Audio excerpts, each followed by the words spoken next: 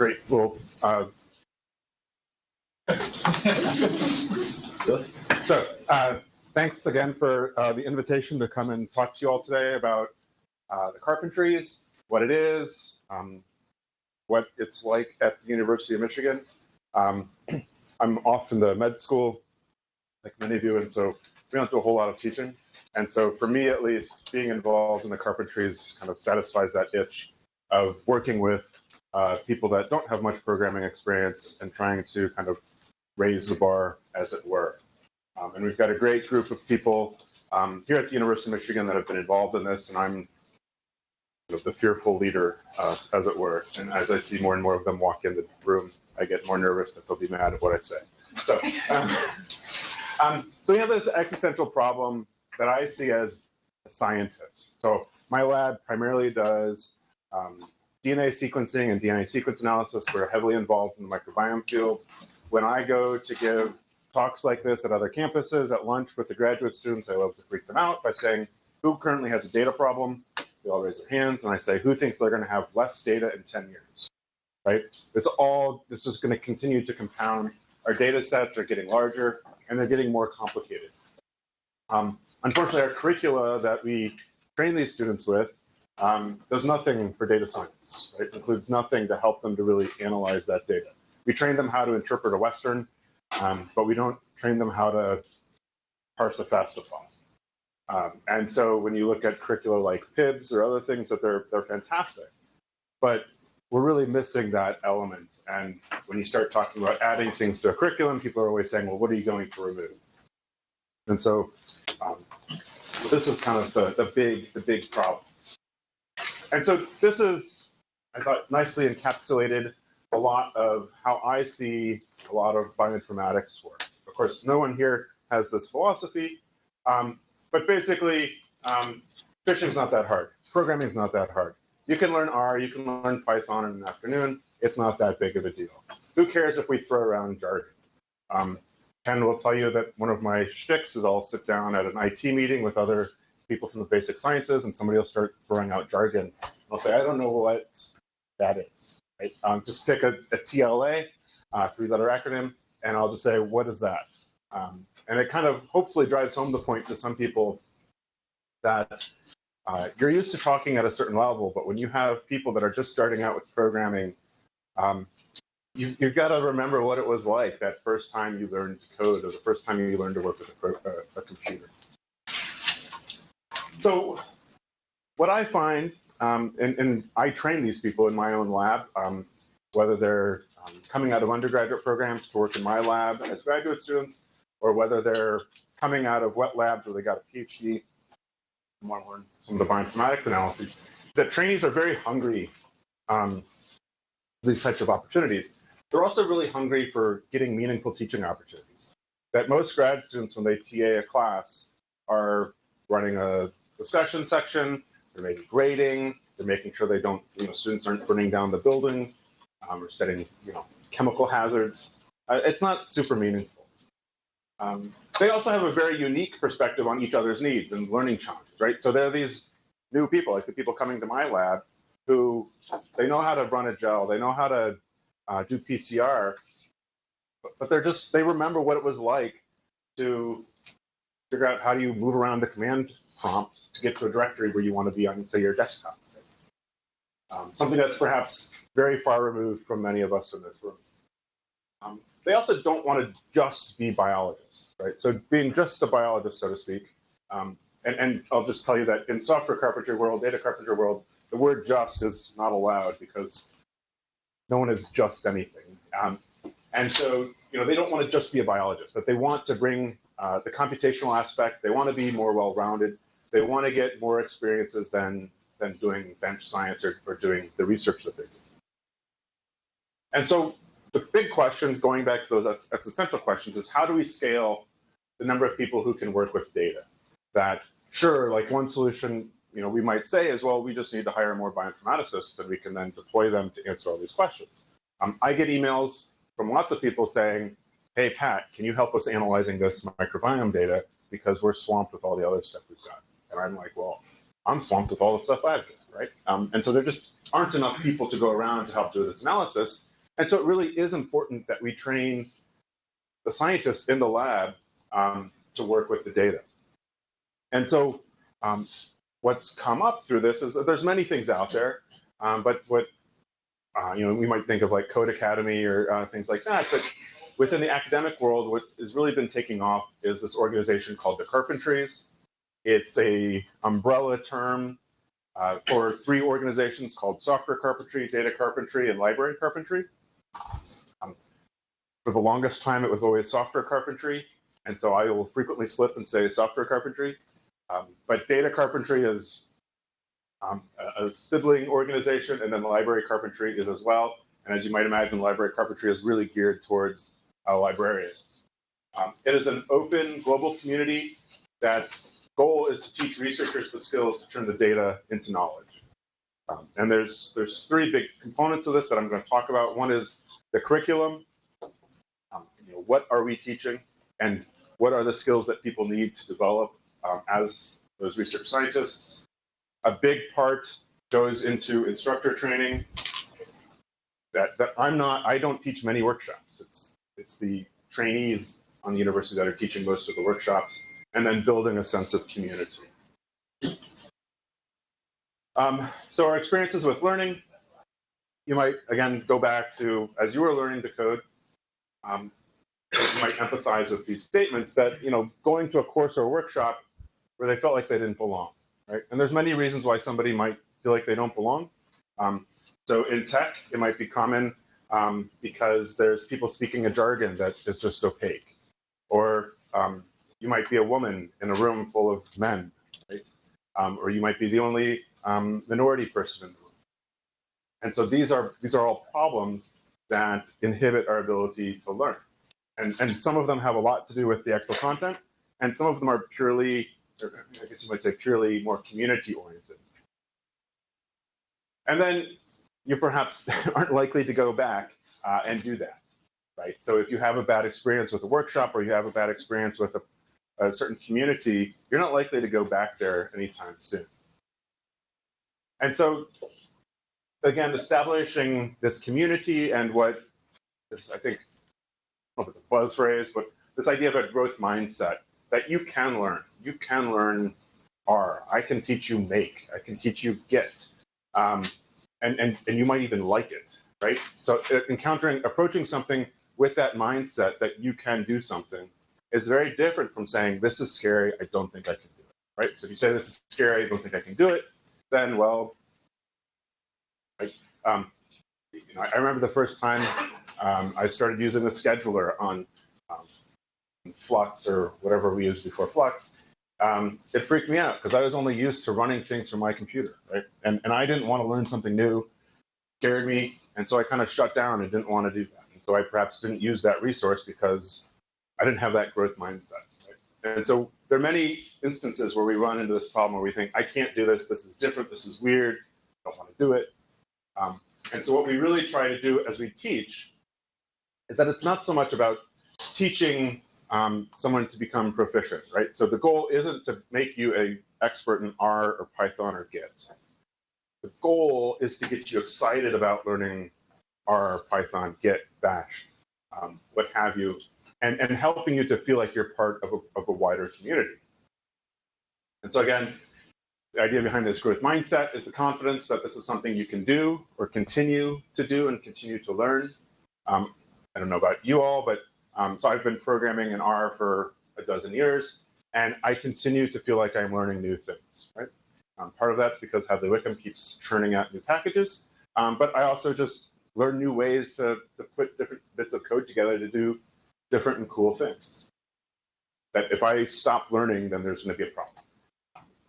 Focus on efforts and incremental learning, not the outcomes, right? So again, the goal isn't take these huge leaps where you become the greatest programmer ever, but that you make these incremental steps where you're gradually getting better. And then seeing mistakes as opportunities for learning, right? That if you're not learning from a mistake, then you're kind of wasting your time, and you truly are spinning your wheels. But that if you make a mistake, or if you can receive a critique about some data visualization perhaps not being clear, or identifying a bug in your code, then that's an opportunity to learn. And it's really important to have this happen in what you might think of as a safe space, where you know you're not going to get ridiculed or laughed at, right? So Stack Overflow, not a safe space. It takes a special personality to be willing to go into Stack Overflow and ask what you might think of as like a beginner question. I'm afraid of Stack Overflow. And so within the Carpentries, we work towards a growth mindset with what we consider to be an inclusive pedagogy, and called 4A's, that pedagogy is accessible, approachable, aligned, and active. And so in terms of accessible, we make these available at a time and place where a person can attend. It's welcoming. There's a code of conduct that goes with every workshop we offer. And we try to meet and be proactive to ensure accessibility needs. Here at the University of Michigan, we try to host our workshops across campus. We're very open to people saying, so I'll step back and say that our workshops tend to be 2 days, and it's all day on those 2 days. And so we try to go where people are. So, we might teach in the libraries on main campus. We might teach up at NCRC. We might teach in engineering. We want to go where people are. We try to make it welcoming with the code of conduct. So again, ensure that accessibility and inclusivity. We also try to be approachable in our advertising and recruitment, feeling like the training is for you and that you're not going to be left out. Something that we really strive for at the University of Michigan is that, in general, every workshop is taught by 2 instructors who tag team. We can maybe have up to 4, but it's really important to us as a group, as members, that we have at least 1 woman as an instructor, and that we'll have helpers, or you might think of as TAs, that again, half of our helpers are also women. Because when we teach these workshops, half of the learners are women, right? And so that's really important to try to get that match as well as possible. And so we try to, again, overcome activation barriers to getting started. As we saw, trying to connect my computer to the projectors, installation is everything. Trying to get Git installed on a Windows computer is not always trivial. But we try to set up time for people to come in, install their software, and get going. We do a lot of live coding as our instruction. So I might be illustrating how to do a commit in Git, and you see that I might misspell commit. That's real, right? Because I just did that this morning, misspelled commit when I was doing a commit message, and that's real, right? And so having the learners see how we actually use the code, that we make mistakes, that we're not perfect, that we introduce bugs, that becomes part of the pedagogy, right? So if you're getting these error messages, you need to learn what an error message is, right? And that's something that you don't see in a book, right? If you pick up a book on Git or R, they don't really go over the error messages because, well, who makes mistakes? Well, everyone does, right? We try to be aligned with our learners. And so this is a challenge because we want learners from across people that are at the University of Michigan, right? We want people in the digital humanities. We want people in engineering. We want people in biology. And so it's very difficult to pick examples that are aligned with those groups. And so one of the things that we do is we have kind of these standard workshops that we teach over the course of the year, but we'll also try to customize to different groups. Whether that's people in epidemiology or genetics or social sciences, trying to think about how we can align the learner's interests with the examples that we have. The other thing is that our instructors are primarily graduate students and postdocs. We have a few staff who are involved, and that's great. We need all the help we can get. I feel like the instructors who are the trainees are precious in a way because they're current in the field. They know the examples. They know, more of what the cutting edge things and DNA sequencing are, for example, and also their peers, right? So if I get up in front of a room and I introduce myself as like you did, that puts me at a very different level than I'm Pat Schloss, I'm a postdoc in the Smith Lab. Because I'm a professor and not like this is the way things are, and it's much more top down. Whereas if you're a peer in teaching, it's much more horizontal, aligned, and approachable. And as I mentioned with representation, we do our best to attract diverse instructors to help teach these classes. And this has been wildly successful, as I'll talk about in a bit. One of the things that we do each year is we offer 2 workshops a year that are supported from Advance and Women in Science and Engineering on campus. And those are workshops that are taught by women for women. I actually don't say that they're only for women, but only women show up. And that has been very inspirational to the people that come to those workshops because, I don't know, they just, like, for all these reasons, right? All the reasons you might expect. And then they're very frequently incentivize them to become instructors themselves. And so the other thing is that we're teaching current tools and that we are aligning the code that we're using with other tools that we're teaching. So for example, a couple of weeks ago, we taught a workshop in the medical school that was kind of a prequel to a class doing genome assembly for bacterial genomes. And so they were able to talk about command line tools as they're introducing Bash that are tied to various assemblers or snip callers or things like that. The teaching is active. Like I said, it's live coding. That there's very little lecture. There's very little, say, on a whiteboard aside from drawing diagrams of, you know, what the commit stack looks like. But it's live coding. There's a lot of examples throughout the materials where we expect them to work on these examples. There's a lot of paired programming, right, where we say, you know, work on this, then talk to your neighbor, and then let's report back to the larger group of what you got. The curriculum that we teach is open source, and it's collaboratively updated to represent the current practices. This is a blessing and a curse, because if you can imagine potentially 1,000 people editing or making pull requests to instructional materials, the materials can get very unwieldy and very, very long, right? So for something like teaching Bash, you know, we might spend 4 hours in a workshop to teach Bash, but we might have 16 hours of content. Yeah.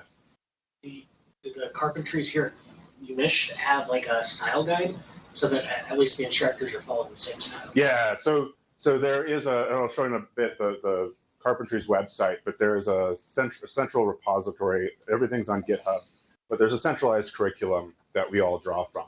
And that's a dynamic curriculum. So I might, if I teach a workshop once or twice a year, every time I go back to it, it's going to be subtly different. And so there is a template, so all the lessons look the same. And again, it's collaborative in that everybody is contributing to this. And there are also people that are going off and creating new lessons that might not be part of what you might think of as like a core workshop, but that might come in. So, for example, Marianne Schmidt, who has graduated and gone on to do a postdoc in Texas, put together shorter workshops related to reproducible research and dynamic literate programming, things like R Markdown documents and things like that, that are kind of outside the scope of a typical R workshop, but very much in the theme and keeping of what we do with the Carpentries. There are helpers that float around and answer questions and help people get over little bugs. One of the things that the Carpentries jokes a lot about is that we make ample use or extensive use of sticky notes. And so at the beginning of every session, every learner is given say like a red sticky and a green sticky. And you might put those on your desk. And if you run into a problem, you would put the red sticky up on your laptop. And that would signal to a helper to swoop down and answer a question. Or if I'm teaching about Git and I see a bunch of red stickies go up, that tells me I need to slow down and go back a step because I've just lost most of the classroom. Or if I have people work on an activity where they're coding on their own laptops, I'll say, put up a green sticky when you're completed with the activity. Right? So then as an instructor, I can look across the room, and if I see all green stickies, we're good to go on to the next thing. If we see red stickies, then we've got problems. The other thing that we use with the sticky notes then is a tool for assessment. So these workshops are 2 days long, and they're broken into a morning and afternoon session. At the end of each session, then, the learners will write down on the green stickies something that went well, and on the red stickies something that they struggled with. And then during the break, the instructors will compile all the stickies and will very quickly have feedback on how they taught, right? Whether or not there was content that was over their head, whether they went too fast, whether they went too slow. And again, it gives a very quick assessment to the instructors of how they taught, and so that they can then iterate and improve their teaching for the next session. Or they can get a sense of what this group of learners needs in subsequent sessions as we're going through the workshop. Okay. Yeah. We use stickies for one of our classes too. I'm just curious, with the green stickies, do you wait until you see everyone have a green? You know, we run into this, run into the problem like, okay, I've got like 3/4 green. Do I go now because they're going to get bored? Yeah, so that's what I do is I will give people extra exercises. I will give the most important exercise first, and so then if I want everyone to get through that. But if you're over here waiting because you know what you're doing, then yeah, you go work on the challenge exercises, and that way then we can make sure that people got that. And so that's one strategy. I think each instructor might approach that differently, but that is a common concern of like who and how many people am I willing to leave behind, and that's kind of where the helpers can come in handy as well. That if we've got a pretty good ratio, you know, for like this room, if we had 2 or 3 helpers floating around, they could swoop in and quietly talk while maybe we continue on. So I want to circle back on the curriculum and emphasize that it is open source. And that's available for you to use and integrate into your own curriculum. The only constraint is you can't call it a Carpentry endeavor. You can use their curriculum however you want. Yeah, thanks, Chris. So the curriculum is, like I said, is all on GitHub, and it's available on the CCBY license. So if you're teaching a class or if you're teaching your own thing, you could say, I really like these aspects of what they're doing in teaching Git or R or Python, incorporate that into your own thing. So what does a workshop look like? So here's Marion up at the screen teaching a couple years ago. And it's peer led, as I mentioned. There are 4 sessions. So we tend to have 2 up to 4 instructors teaching. We have floating helpers. So again, Marion was a graduate student. You can kind of see, as we use blue stickies here, you can see some of the blue stickies on people's laptops. And she's live coding and explaining some of the output that she has here. It looks like a bash lesson. And so to be, as Chris was getting at, to be an official Carpentries workshop, you need to be part of the Carpentries. But even within the Carpentries, to be an official workshop, you need to cover 3 things: bash, version control, and programming. And so they're not super prescriptive on what programming or what version control you teach. Version control works out to mainly be Git. I think there's also materials for like Mercurial or something like that, something else. And then programming materials for R and Python. In the past, there was also MATLAB. But kind of the feeling was that because MATLAB's not open source software, it's expensive, that perhaps less emphasis on that. And then the learners, again, tend to be diverse. At least here at the University of Michigan, I think we've had as few as maybe 10, as many as 40 people in a room. The difference between, say, like a software carpentry workshop and a data carpentry workshop is that software carpentry has these 4 blocks. Programming, so bash gets 1 block, version control gets another block, and then programming might have 2 blocks, right? So we might start the workshop with bash, because that's where we start. And then we might do an afternoon of R or Python, and then a morning of R and Python. And the second day, the afternoon, might be version control. Or we might move those around. One of the challenges we face is that people, when you're looking at the ad, they see version control. Why do I need version control? What's version control? It's kind of the most obscure thing to most people. And so my strategy is to kind of bury version control in the curriculum so that people have to come for that. Right? So we might do version control the morning of the second day, and then R in the afternoon. So that, but regardless, people are here because they want to learn this stuff, so hopefully they'll come. So the software carpentry, the 4 modules tend to be fairly independent. The examples are different across the 4 modules, whereas data carpentry really tries to build a narrative across the 2-day workshop. The data carpentry so software carpentry is designed to be more about software programming, but what they found was that most people weren't ready for that type of workshop. People didn't know about version control, right? So they needed to teach that. And so data carpentry perhaps goes back a step and talks a lot more about reproducible research. They'll talk about good data hygiene. So if you have Excel spreadsheets, how do you make a good Excel spreadsheet? It's like, don't use color to indicate a variable value in your Excel spreadsheets. Start in A1. Simple things like that that you kind of have to be told to follow. So data carpentry starts at perhaps a little bit more of a basic level, but also is kind of integrated and continuous in a narrative across the 2 days. And there's a lot more of aligning with different areas. So there's like an ecology data carpentry. There's a genetics one. I think there's a social science data carpentry, where they're picking examples from those fields that they would work with over the course of the 2-day workshop. As on the website, if you go to thecarpentries.org, the core lessons are here. There's another set of kind of, I think of it as like satellite lessons. There are a few lessons that have been translated into Spanish.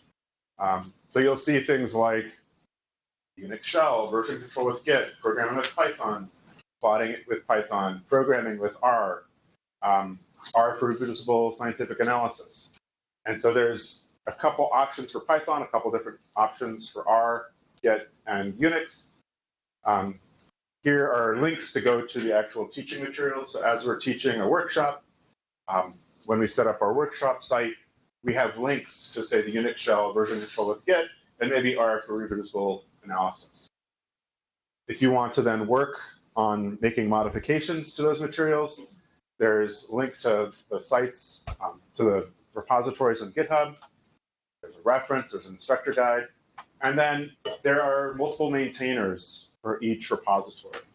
And so if I wanted to make a change to, say, the programming with R repo, then Daniel, Katchen, or Dia might accept my pull request. And these are people like me across the world, right, who are maintaining these materials for the organization. And so this is an example of one of the R instructional materials for R novice inflammation. This is the issue tracker, where you can see there's 21 issues right now. They try to do a good job of perhaps pointing out issues that would be good first issues for somebody that is just getting going on how to make a pull request, some things that perhaps require a little bit more discussion, and then all sorts of different topics. So it really is community driven. If nobody answers the issues don't get solved. There's no one, it's all about the community and members of the community making changes to these materials. So we're scientists, we want data, and thinking about how these workshops go and how effective they are. There's been a lot of critiques kind of in the popular and tech fields of whether or not boot camps or workshops actually work. The Carpentries and the data, they've worked with a number of academic assessment groups to quantify the outcomes of a workshop. And so there are currently about 1,600 instructors. There's been about close to 39,000 learners. I believe this is over the last 8 years. The number of workshops that have been offered across the organization is about 1,700. Here at the University of Michigan, we're up to about 10 workshops a year that are being offered on campus, and we're trying to increase that as our number of instructors grows. We probably have about 10 to 15 active instructors on campus right now. This is a gift that I got from Tracy, kind of showing where all of the workshops are that have been offered. really trying to have a worldwide reach, and even hitting Antarctica for a workshop at one point. Very active groups, clearly in the United States, Australia, Europe, and South Africa. So when we ask people to assess their confidence, so before people get to the workshop, they're given an assessment or survey to answer, and then after the workshop, they're asked to do a follow-up assessment. The purple circles are post, and the green are pre-workshop. That, in thinking about the confidence in writing a program, looking for answers, reproducibility, and so forth, people all feel that their skills have or the perceptions of skills have improved over the course of a workshop. When we come back and ask the people at a later date, people universally say, sorry, cut that off, I guess, that they are more confident in doing things like writing programs and doing data analysis. People, again, say that they agree that they learn more, and out of 500 people, very few people are feeling like they learned less, or that they haven't done better, and their skills haven't been improved long-term after a workshop. That they're finding that these skills are improving their efficiency, ability to analyze data, manage data, and much fewer people are not using the tools or are not being helped by the tools that they learned in a workshop. People also recommend these workshops to others. That about 80% of participants go on to recommend taking a workshop to other people that they know. That's a great testimonial if somebody's taken a workshop and then tells their friend, hey, you should go take this as well.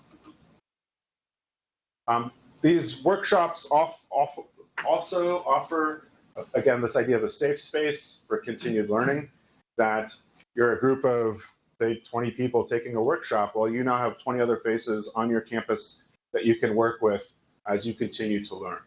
So people will subscribe to the Software Carpentries newsletter.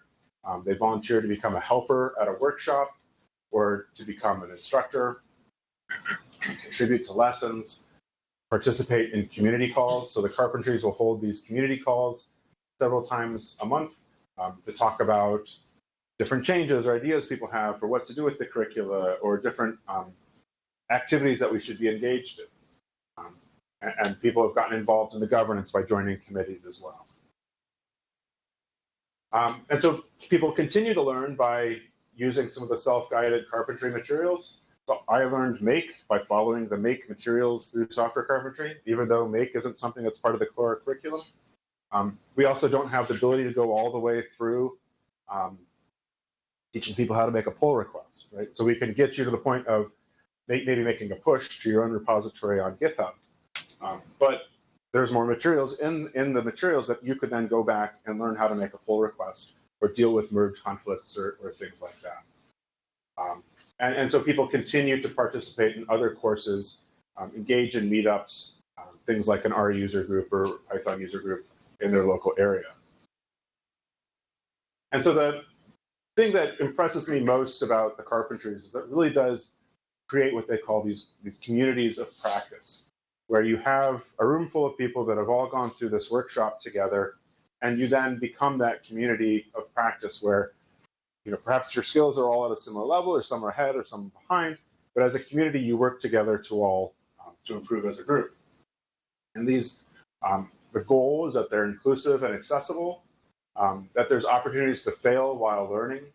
It's a safe space. It's not Stack Overflow where you're going to get ripped apart for asking a duplicate question or a dumb question. It really engages in lifelong learning, engaging in local in-person communities as well as virtual networks, and then collaboration. Within the medical school, a group of postdocs created a group called the Data Analysis Network Group, which is kind of a spin-off of our software or Carpentries group on campus.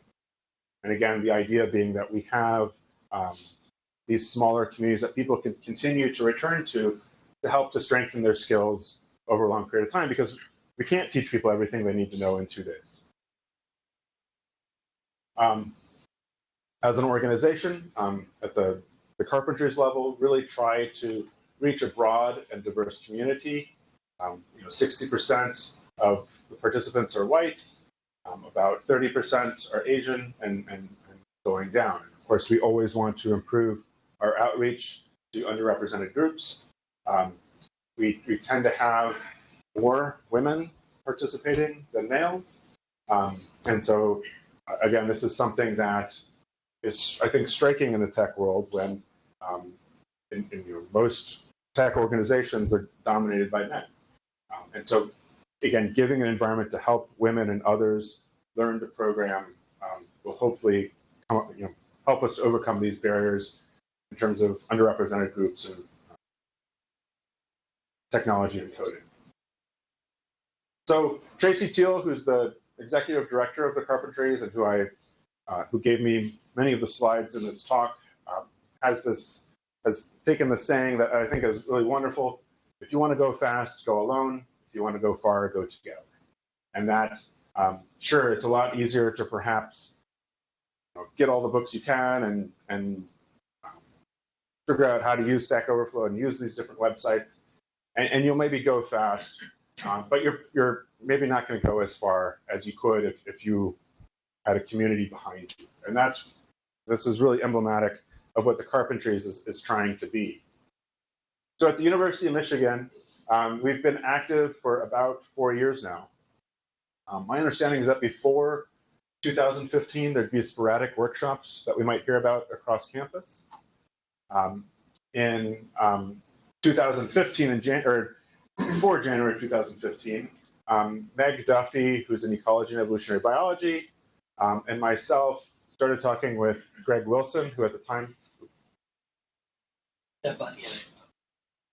started talking with Greg Wilson, who was the founder of Software Carpentry, because we had heard about software carpentry workshops that were being offered for women in science. And we were pretty struck by that idea. And we brought in 4 outside instructors who are women, and people that I've now watched over the last 4 years really become leaders in the data science field. People like, I'm going to forget names, but Kara Wu,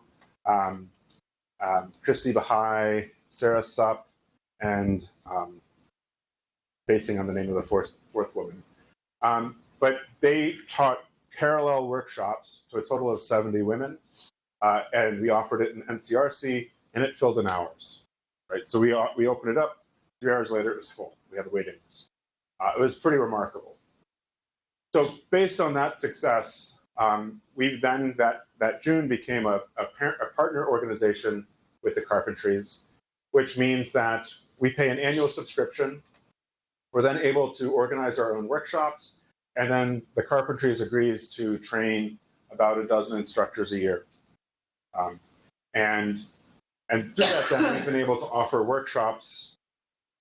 Like I said, we're probably up to about 10 to 12 workshops a year that we're now offering. We keep growing. 2 years ago, we started having what we call these branded workshops that we try to hold almost every other month that have more of a general audience. And so these might be offered through the library with Scott's help to get rooms in the libraries that we try to take people from all areas of campus. We try to do about 2 WISE workshops a year, and then we try to do about 3 workshops a year that are targeted to the med school. And then we also try to target workshops to other groups around campus. And I don't have hard numbers, but I think we reach about 400 learners a year. And so that's, I think, really remarkable. And then each year we're training about 10 instructors. So we have capacity to train more instructors. And if we could train more instructors and have more active instructors, we could clearly teach more workshops. When we offer a workshop, they fill quick.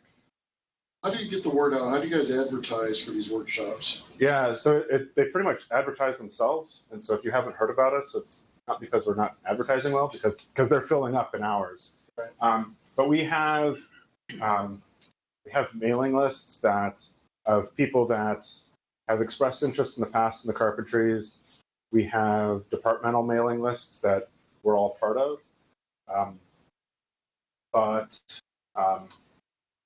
can I say? And we'll try to be strategic in who we advertise to. So something like a med school, so the med school gives us funds to support us, and so we have med school mailing lists, or lists that are enriched for the med school, so we kind of target that community. If we want to enrich for people from ecology, we'll maybe send an ad to the ecology mailing list a day or two before we teach everything else. With the WISE workshops, WISE and Advance have their own mailing list they go to. So it's been through these mailing lists, and if it's like something that's more directed or targeted to other groups around campus, then kind of rely on those organizers to get the word out. So Chris helped with a workshop we offered last month to the items group through ecology, through epidemiology, I'm sorry, and I think they did all the advertising. And so like, that's great that we don't have to do that. But as we start thinking about getting a broader reach, I think advertising is something we'll certainly want to think about more. So a call to action, like if this is interesting to you, we'd really encourage you to come to a workshop. We think we might have one more workshop in the works for the end of the semester. But of course, if people would like a workshop, we can find a way to teach these workshops. I think we'll also have a workshop offered in July in the middle of the summer. We're always looking for volunteers. So consider becoming a helper or instructor. To become an instructor, we ask that you've done something with the Carpentries already, whether it's taking a workshop or being a helper. We're always looking for people to help with logistics. So Scott, who just took off, is our library liaison, and he does a great job of setting up the websites for all of the workshops, right? So being part of the Carpentries doesn't mean being in front of the room teaching. It can also be helping with logistics. You could also think about financial support. I don't know if anyone has deep pockets here to help. Maybe you could talk to Brian for us. But we currently get financial support from the library system, from Advance and WISE, the medical school. I have this endowed chair that you heard about, and it's kind of, instead of supporting my own research group, I use that money to support things like the Carpentries. And I'm happy to continue doing that, but at the same time, we really would like for this to become sustainable and even grow. We also offer one-off workshops where we ask for a contribution from the people that have asked us to do the workshop to, again, keep the organization sustainable. So our plans for the future, we want to keep teaching these workshops and teach more of them. We'd also like to perhaps do more focused workshops. So one of the things we learned, I think, from the recent workshop that we did was that it was a Python-based workshop, and most of our instructors know R, so we've been teaching a lot of R-based workshops. And so people want to learn some Python. So they don't want to take another 2-day workshop. They want to maybe come in for an afternoon and perhaps learn Python for people that kind of know R. Or maybe people want to learn Make, or SnakeMake, or whatever, right? We'd also like to begin to think about hosting an annual invited lecture. So a couple years ago, we had Greg Wilson come give a talk. I could imagine bringing in a Jenny Bryan, or maybe we could get Hadley Wickham to come, or somebody else in the data science field that could talk to people on campus from an experience with the Carpentries. We'd like to become financially sustainable without me, without my endowed chair. We'd also like to get more administrative support. We haven't done a great job of keeping track of numbers, mainly because we don't have somebody to keep track of numbers. Right? If you look at our website, it's got a lot of lorem ipsum stuff in there that I roughed in, but I just haven't had time to finish it. Right? So there are these opportunities for volunteering that would be really helpful. We're also not quite at our full capacity for training people, that we could get up to a dozen or so people and be more than driven by workshops. So I think we're known for teaching workshops. That's what the Carpentries does. But we really want to push this idea of these communities of practice, where we really do more than just teach a workshop. We're setting up office hours. We're setting up these focused workshops or side workshops, things like that. So, perhaps taking a workshop is your entry into data analysis, and then we want to be there to kind of help people continue on. So going back to this question of how do we scale the number of people who can work with data, this gets to the secret of the Carpentries that was kind of like an aha moment for me when I learned it from Greg Wilson. It's not really about the learners. So we teach 400 people a year, and that's a good thing, but that's really not what it's all about. What it's really about is building the community and getting our learners to become instructors, right? So me as a professor would never have to teach a workshop. I might teach it because I like it, because I think it's fun, but that we are empowering our grad students and postdocs to become those instructors, to get those meaningful teaching opportunities. And then the grand scheme is that some of them then will go off to tenure track jobs, and they'll take the Carpentries with them. And so there are people that have done this. You could imagine that if you're, I think I'm Kelly, so Kelly's interested in becoming a trainer this year, or an instructor this year. So she becomes an instructor, she starts teaching. She then says, well, I want to go to a tenure track position.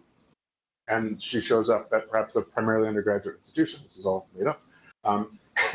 And they say, well, what can you teach? And she could say, well, when I show up, I'm ready to teach. I think I could teach a semester-long version of data analysis skills that would be a stretched-out version of software carpentry. Right? And there are people that have done this. And that perhaps along the way is, again, because the curriculum is open source and because we're not really regimented in what how you teach and what exactly you teach or what examples you do, perhaps over the years that she's taught, she's then incorporated other ideas and other examples that she's bringing in to make it her own. And she can show that institution that I can teach, I've got experience, and I've been trained in these pedagogies and actually deployed them out into the real world. And I've done that rather than make sure a bunch of undergrads don't burn down the chemistry building. And so if you'd like to learn more, I'm on campus and I'm always happy to talk. We have the carpentries.org website is where you can find the online tutorials and learn more about the organization. This is our website that is very much of a work in progress. Email address. We have two community groups. So one is SW Carpentry and one is SW Carpentry Updates that you're welcome to join. Updates will update you about upcoming workshops. SW Carpentry is for anybody, but it tends to be people that are trained instructors and sends out agendas for our monthly meetings that we hold over in Hatcher Library. And we'd always love to have more people involved and people at least even just come check us out. So I think our next workshop will be in April, and then the one after that, and that's still getting organized. And then there'll be one in July if you're looking for a workshop. And then we start up again before the semester starts in the fall. With that, I'm happy to take any questions people might have.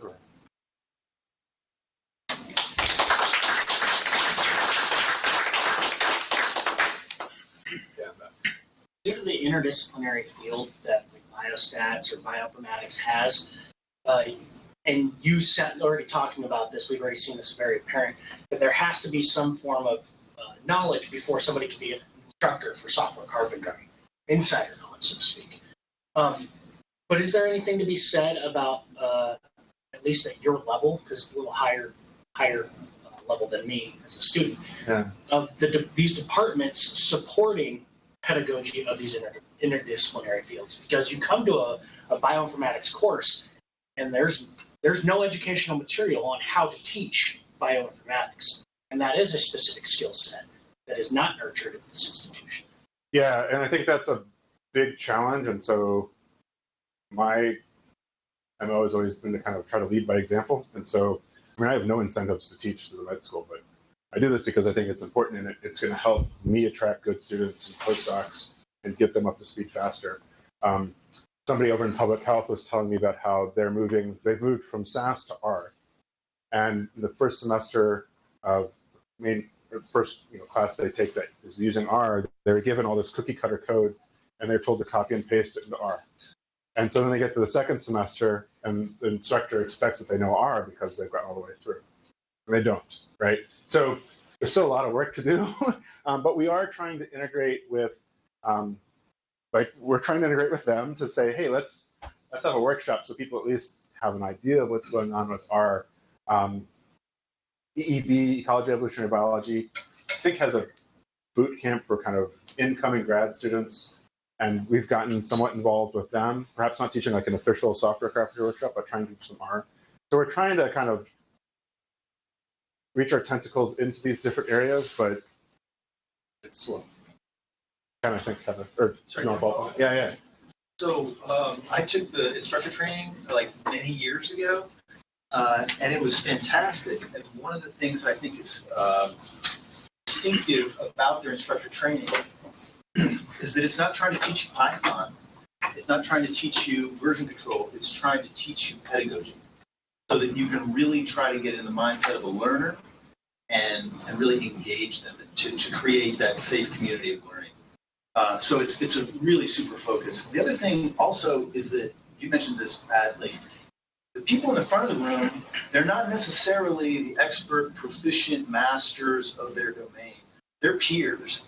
So it's really expected that, I guess, really more of the rule than the exception is that you're pretty much one step ahead of the sheriff. Like, so the learners might ask a question and you'd be like, I'm not really sure, I'll check that out. Or there's an advanced learner in the class, hey, could you help them with that? Because that's a really good question. So the expectation is not that you can answer every question and that you're the master of Python. It's that you're creating a safe space and an effective learning space.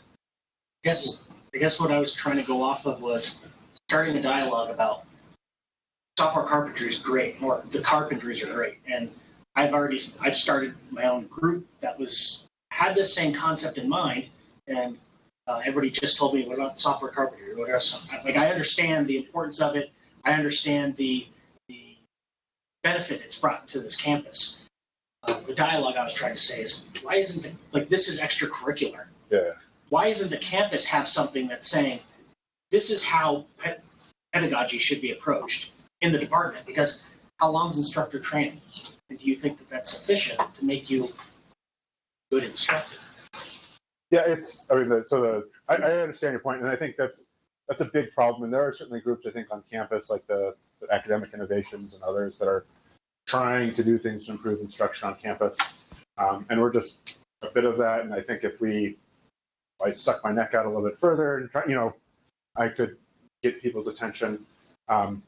So two things I'll say is about like the instructor training that Chris mentioned. It's 2 days. It's not long, but there's a ton of content in there, and it's active. So I remember when I went through, I had to teach a beginner what a data frame was. Right? I had 5 minutes to teach you what a data frame without using jargon. And that's like a simple but really important concept in R or in Python, right? And so, through these little activities, you learn a lot. And, last year, we may have had a dozen people go through the instructor training, but that doesn't make you an instructor. Like, you also have to answer one of these issues and file a pull request, and you have to engage in a discussion. And there's lots of things that come up that you might not get all the way through. And part of me is like, I paid for that person. But at the same time, like, they're out there now, and they've taken the instructor training, and maybe they're not going to teach for me, but hopefully they're going to be somewhere where they teach and they make the place better. So, yeah, it'd be awesome if we got like more faculty to maybe take the training. But to Chris's point also about not quite being one step ahead, but this gentleman right here, you kind of see is real close, who's now a postdoc in my lab, and he was a grad student at Wayne State when this picture was taken, and he became an instructor within like a year and a half of taking this workshop. Right, so he went from like minimal to no skills to becoming an instructor, working in a lab with a lot of bioinformatics, writing his own R package, and that's fairly common. So, Ken, did you have a question? Yeah, you were talking about the financial aspects involved. What are we talking about? Because we can work within the structure of the university. If you want to build something and get somebody to pay for it, right? Besides you. Yeah. I mean, yeah, and it's like, don't get me wrong, I like doing it, but for the basic subscription, it's $15,000 a year, which is like not a lot of money. I mean, it's money, but it's not that much when you consider what's going around. And maybe third to half of that we cover with money from Advance and the libraries and the med school. But it would be nice to have an administrative assistant that kind of helps with logistics that we can pay to do things or to kind of to grow. So, yeah. And can you clarify, if somebody wanted to organize a workshop through Drew, how much would they pay and how much would the learners? Yeah. So our branded workshops are free to everybody. And the deal that we work with, like WISE with the med school, is it's basically $1,000 per workshop. And so when we work with the libraries, we consider the libraries supporting the branded workshops. They don't want any money. They don't want to charge the learners anything. This is one of the things we debate a lot, whether or not to charge people like $5, because we get people that don't show up after they register. But yeah, so if somebody, if DCMB wanted a workshop, we'd ask like for $1,000 and you get your workshop. And that goes to, again, helping to train people like Marianne or Kelly or whoever to become instructors. Thank you. Yeah. Any other questions? Well, thank you. I know this is maybe a little bit different from y'all's normal tech and tech thing, but I'm happy to talk to you about it. And as always, if you have questions, feel free to be in touch. Thanks.